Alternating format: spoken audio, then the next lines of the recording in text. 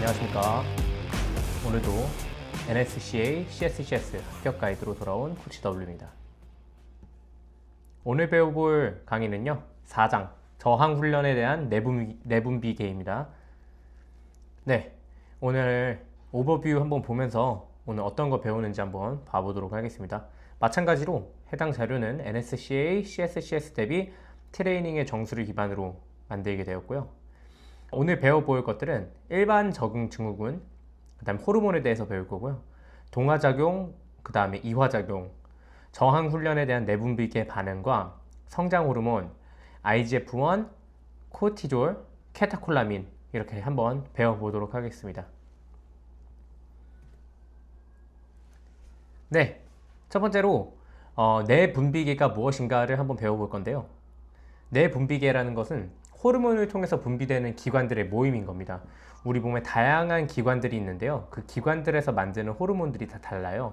하지만 그 모든 것들을 통틀어서 아울러서 말을 하는 것이 바로 내분비계라고 합니다.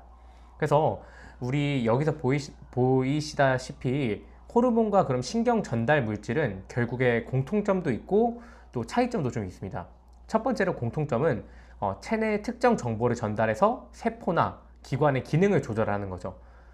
하지만 반대로 차이점은 우리가 호르몬 같은 경우에는 굉장히 느리고 신경 전달 물질 같은 경우에는 굉장히 빠르잖아요. 우리가 뭐 근육을 움직인다던가 할 때. 그리고 전달 매체가 호르몬 같은 경우에는 혈액을, 그러니까 피를 통해서 움직인다고 생각을 하시면 됩니다. 반대로 신경 전달 물질은 신경세포, 우리 신경계를 할 때 배우죠. 신경세포를 통해서 움직이기 때문에 굉장히 빠릅니다. 그리고 작용 범위 또한 피를 통해서 움직이기 때문에 다양한데, 그러니까 굉장히 광범위하게 호르몬에 들어가게 됩니다. 반대로 신경 전달 물질 같은 경우에는 우리가 딱 연결되어 있는 우리 모터, 운동 단위로 연결되어 있는 이 신경계 하나에만 움직이기 때문에 굉장히 국소적이라고 말을 할 수 있어요. 이렇게 해서 호르몬과 신경 전달 물질의 공통점과 차이에 대해서 한번 배워봤습니다. 네, 우리가 호르몬을 첫 번째로 알기 위해서는 일반 적응 증후군이라고 하는 General Adaptation Syndrome을 배워볼 필요가 있습니다. 이거는 총 3단계로 나눠져 있는데요. 경보 단계, 저항 단계, 그 다음 소진 단계, 이렇게 총 3가지로 구성이 되어 있습니다. 그래서 이것은 무엇을 의미하냐? 스트레스에 대한 저항성이 우리가 어떻게 바뀌는지, 시간에 따라 바뀌는지를 보여주는 지표라고 생각하시면 됩니다. 이 그래프는 처음에 한스 셀리라는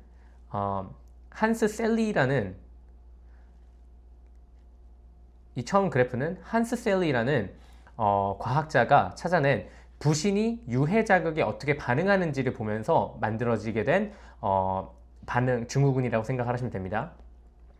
그래서 우리가 처음에 어떤 문제가 생기면 경보 단계에서 스트레스에 대한 저항성이 굉장히 낮아지게 돼요.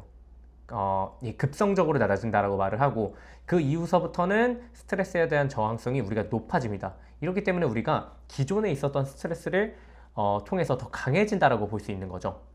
그래서 여기 보시면 마지막에 저항 훈련을 통해 내분비계를 자극하여 향상된 운동 수행 능력을 이뤄낼 수 있다라고 알려져 있다고 보이잖아요. 이게 바로 이 일반 적응 증후군을 통해서 우리가 운동의 수행 능력을 점차 올릴 수 있다는 의미입니다.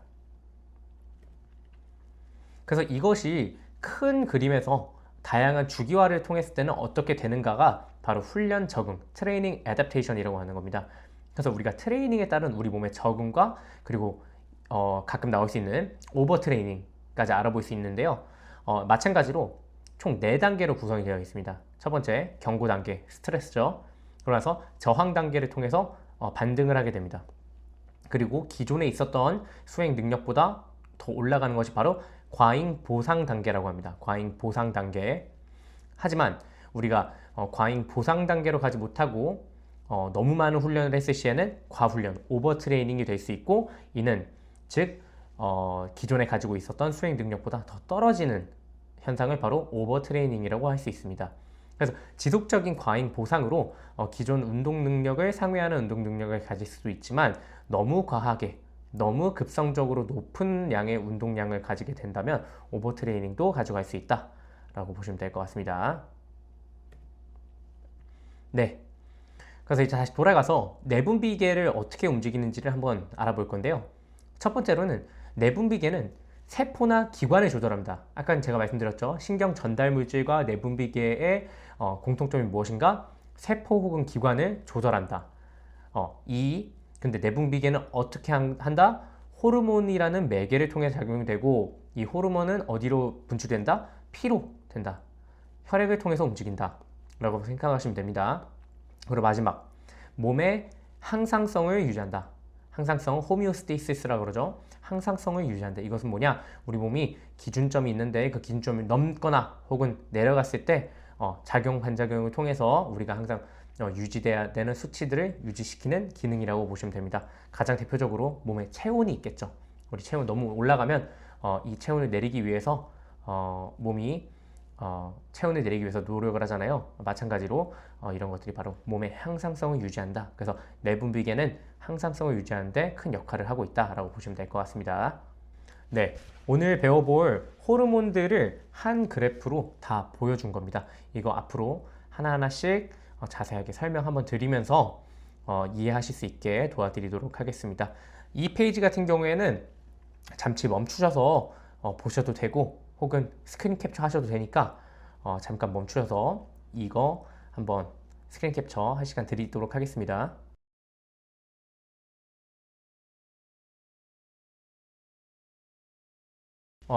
우리 다음으로 배워볼 개념은 바로 동화작용과 이화작용입니다. 많이 들어보셨을 겁니다. 동화작용은 영어로 아나볼릭 호르몬이라고 하고, 이화작용은 카타볼릭 호르몬이라고 합니다. 그래서 우리 아나볼릭 스테로이드 뭐 이런 말 많이 쓰잖아요. 이 아나볼릭이라는 것은 뭐냐? 바로 조직을 형성시키는 호르몬이다. 그래서 우리가 어떤 거를 우리 몸 안에서 어떤 거를 만들어내고 합성하고 견고하게 만드는 모든 것들을 바로 동화작용이라고 합니다. 그렇기 때문에 이 동화작용에 포함되는 호르몬들이 가장 대표적으로는 뭐 테스토스테론이 있을 수 있죠. 테스토스테론이 있을 수 있습니다. 성장 호르몬, 성장시키죠. 인슐린 유사인자, IGF-1, 그리고 인슐린, 이 모든 것들이 다 어떤 거를 만들고 저장하는 것들에 쓰이는 호르몬들입니다. 자, 그럼 반대로 이화작용은 무엇인가? 반대가 뭐가 될까요? 바로 조직을 분해시키는 바로 그런 것들을 이화작용이라고 하고, 이화작용에 들어가는 호르몬들은 바로 뭐 스트레스 호르몬인 코르티졸, 그 다음에 우리 에피네프린, 노르에피네프린, 뭐 프로제스테론, 이런 것들이 있을 수 있습니다. 지금 여기 나와 있는 호르몬 이외에도 동화작용과 이화작용의 카테고리에 들어가는 다양한 호르몬들이 있습니다. 네, 여기서 웃긴 거는 우리가 지금 지켜보는 것들은 저항훈련에 대한 내분비계의 반응이잖아요.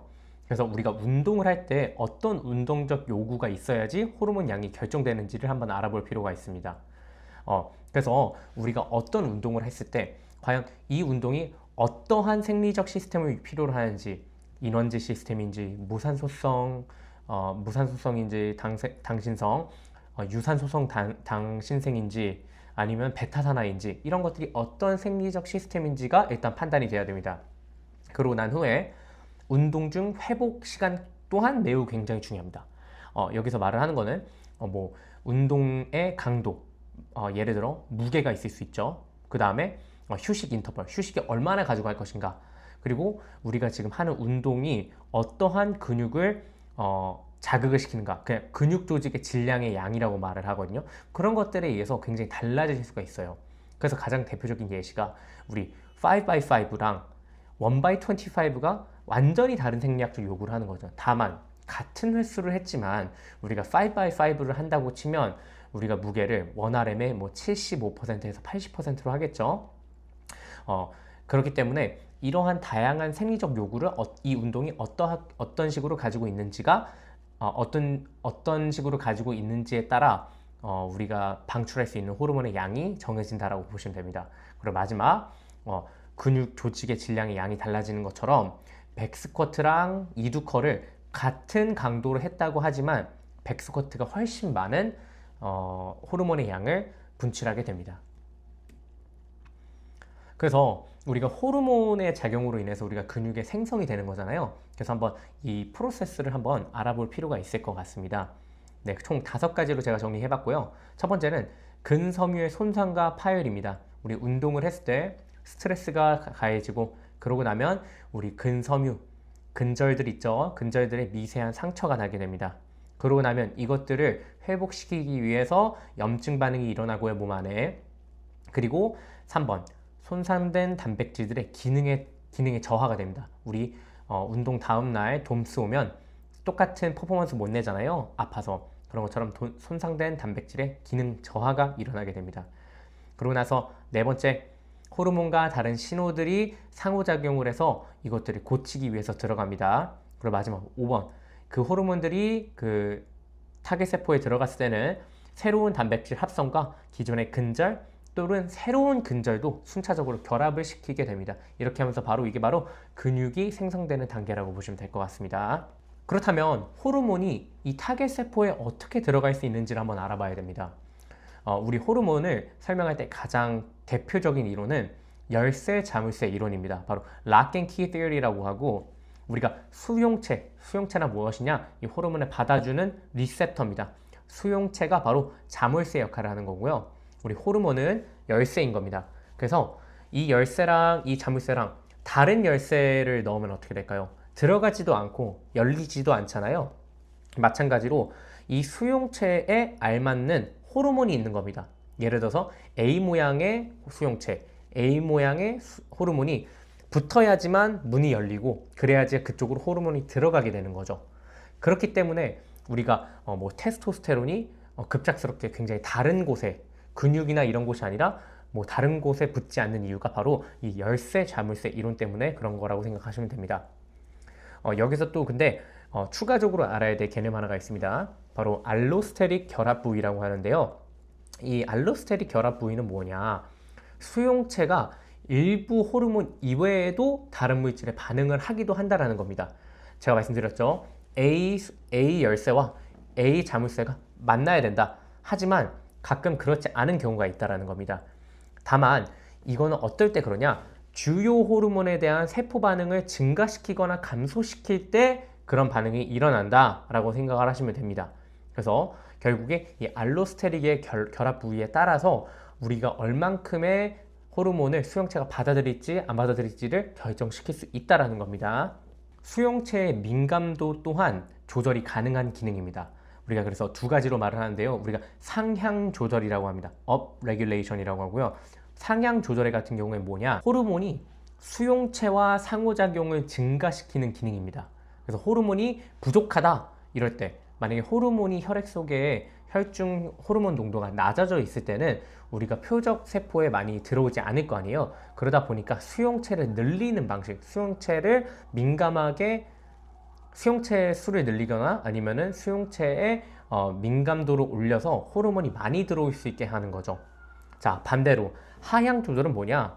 호르몬이 수용체와 상호작용을 감소시키는 기능이고요. 만약에 우리 혈액 속에 너무 많은 호르몬이 돌아다니고 있을 때는 이 호르몬들을 다 받으면 표적세포가 굉장히 지칠 거 아니에요. 그렇기 때문에 이 표적세포의 수용체 수를 줄여버리는 거죠. 그리고 민감도를 낮춰버린다. 이게 가장 대표적인 예시가 2형 당뇨입니다. 2형 당뇨.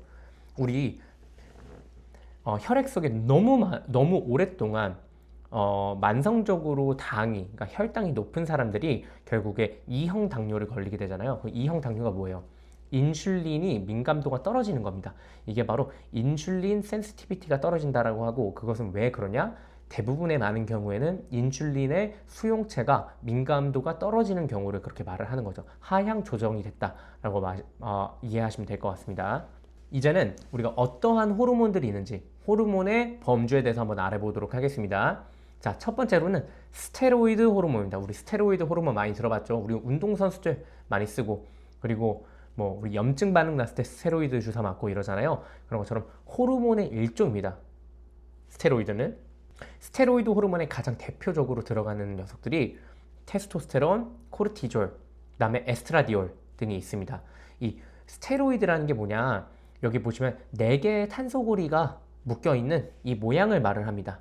그래서 스테로이드 호르몬의 전구체는 뭐냐? 어떤 걸로 스테로이드가 만들어지냐? 바로 콜레스테롤로 만들어집니다. 콜레스테롤 뭐죠? 지방이죠. 그러다 보니까 물보다는 지방을 좋아하게 되는 겁니다. 그래서 스테로이드는 지용성이다, 지방과 친하다. 그렇기 때문에 지방과 친하기 때문에 세포막을 가로지를 수 있겠죠. 왜? 세포막은 물을 싫어하니까. 하이드로포빅이죠. 그래서 수동적 확산으로 통해서 움직이게 됩니다. 수용체에 결합하여 호르몬 수용체 복합체인 HRC를 형성하기도 하고요. 이 DNA를 이용해서 전사라고 하죠. 우리 DNA를 뽑아내고 그 다음에 이거를 전사시키잖아요. 우리 DNA 이중 나선 구조에서 이거를 뽑아내서 전사하고 특정 단백질에 합성시킵니다. 다음 호르몬 범주는 폴리펩타이드 호르몬입니다. 여기에 가장 대표적인 호르몬들은 성장 호르몬, 인슐린, 글루카곤들이 있습니다. 그래서 여기서는 전구체는 뭐냐? 뭘로 만드냐? 폴리펩타이드를 바로 아미노산으로 만듭니다. 아미노산 뭐였죠? 단백질이죠. 단백질로 만들기 때문에 이건 지방 아니니까 뭐예요? 수용성입니다. 따라서 세포막을 가르지 못하겠죠. 수용성이니까. 네. 그렇기 때문에 세포막을 가르지 못하기 때문에 2차 전령 같은 역할을 합니다. 2차 전령이란 무엇이냐? 누군가에게 메시지를 받아서 확산시키는 역할을 하는 거다. 그래서 기존 효소 단백질의 합성을 조절한다. 우리 아까 전에 스테로이드 호르몬들은 새로운 걸 만들어낸다 그랬잖아요. 합성. 이거는 합성의 조절. 기존의 효소를 통해서 단백질의 합성 조절을 한다라고 이해하시면 될 것 같습니다. 자, 마지막은 뭐냐? 아민 호르몬입니다. 아민 호르몬. 아민 호르몬의 가장 대표적인 호르몬들은 에피네프린, 노르에피네프린, 그다음 세로토닌 등이 있고요. 세포막을 역시나 가르지 못하고 이 역시도 2차 전령의 역할을 한다라고 보시면 될 것 같습니다. 근데 여기 중요한 거는 폴리펩타이드랑 그 다음에 스테로이드성 호르몬 이 두 가지가 이 셋 중에서도 가장 중요해요. 여기 보시면 인슐린 보이시죠? 인슐린 얼마나 길어요. 그러니까 폴리펩타이드잖아요. 폴리라는 단어 자체가 여러 개로 구성되어 있다라는 말이니까 이렇게 굉장히 긴 모습을 볼 수 있습니다. 네, 그렇다면 우리 과연 저항 운동이 이 호르몬 분비를 할 때 어떠한 영향을 미치는지 한번 알아볼 건데요. 우리가 고강도 훈련을 할 때 어떻게 되는지를 한번 알아보도록 하겠습니다. 우리 고강도 훈련, 뭐 예를 들어서 매우 큰 무게로 스쿼트를 한다던가 뭐 빨리빨리 뛴다던가 스프린트를 한다던가 할 때는 혈중 동화 호르몬 농도가 높아집니다. 동화 호르몬. 그 다음에 호르몬 수용체가 숫자를 늘리게 됩니다. 이 말은 뭐냐? 빨리 많이 받아들일 준비가 됐다라는 거죠. 그리고 인자에 대한 세포막 및 수용체 민감도를 증가시킨다. 똑같습니다. 수용체 민감도 많이 먹겠다는 거죠. 타겟 세포가 많이 먹을 거라는 겁니다. 포적 세포가. 하지만 과훈련이 될 경우에 어떻게 되느냐? 우리가 과훈련이 되면 오버트레이닝이 돼서 기존에 있던 수행 능력보다 떨어지게 되잖아요. 이 말은 뭐냐? 우리가 이화작용이 동화작용보다 더 크게 되었을 때 바로 과훈련이 됐다라고 말을 할 수 있는 거예요. 그렇게 되면 어떻게 됩니다? 어떻게 될까요? 바로 수용체의 하향 조정이 일어납니다. 이렇게 되면 우리가 동화작용을 해서 근육을 만들지 못하겠죠. 오히려 근육이 빠지는 현상이 되는 겁니다. 그래서 우리 운동선수들한테 과훈련이 가장 안 좋은 겁니다. 그래서 호르몬의 상호 기전에 대해서 한번 알아볼 건데요. 우리가 수용체가 상호작용은 운동에 의해서 혈중 호르몬 농도가 급격히 높아질 때 높아진다라고 하잖아요. 그러니까 이 말은 다시 뭐냐? 운동을 하면 우리 혈중 호르몬 농도가 높아지잖아요. 큰 운동, 대운동을 했을 때 그러면 혈중에 있는 호르몬 농도가 높아지고 그것들을 많이 먹기 위해서 수용체가 상호작용을 많이 하는 거죠. 혈중에 호르몬 농도가 많으니까. 이렇게 생각하시면 되고요. 다만 우리가 수용체가 둔감해지는 경우도 있습니다. 이게 뭐냐? 가장 첫 번째로는 질병. 우리가 어떤 몸에 질병이 있어서 호르몬을 조절하지 못해서 혈중으로 너무 많은 호르몬을 낸다던가 아니면 아예 호르몬을 못 내는 경우. 이런 경우가 바로 안정시 호르몬이 만성적으로 상승했을 때입니다. 우리가 질병 이외에도 이런 경우가 하나 더 있는데요. 이게 바로 외인성 약물, 즉 약물 투약이 있었을 때는 우리 수용체가 굉장히 둔감해지게 됩니다. 그래서 뭐 스테로이드 계열, 불법 약물 사이클링 같은 거 했을 때 이런 것들이 가장 대표적으로 일어나게 되는데요. 우리 가장 대표적인 선수가 MLB 메이저리그에서 있었던 타자 베리 본즈입니다. 이 베리 본즈 선수가 지금 왼쪽 사진하고 오른쪽 사진이 제가 알기로는 약 1년에서 2년 사이에 일어난 몸의 변화입니다. 심지어 이 베리 본즈가 이 나이가 왼쪽에 있었을 나이가 30대 중반이었어요. 그러니까 이게 유전적으로 이렇게 몸이 빠르게 변화할 수 없다는 거죠. 그렇기 때문에 이런 사이클링 이후에 아마 베리 본즈는 수용체가 굉장히 둔감해진 상태로 살았을 거고, 그렇기 때문에 이 약물이 없이는, 혹은 약물에 의지해야 되는 상황이 됐을 거라고 예상을 하는 겁니다. 그리고 두 번째로 수용체가 둔감해지는 상황이 있는데요. 이게 바로 유전적인 한계에 도달했습니다. 이 말은 무엇이냐? 우리 사람이 자기의 몸에 붙일 수 있는 근육의 양이라는 게 있습니다. 근데 그 유전적 한계가 거의 도달했을 때는 그때서부터는 호르몬이 잘 먹히지가 않는 거예요. 왜냐? 수용체가 둔감해지기 때문에. 그렇게 생각을 하시면 되고요. 또 하나 둔감해지는 상황이 있는데, 우리가 잘못된 운동 처방을 하는 거죠.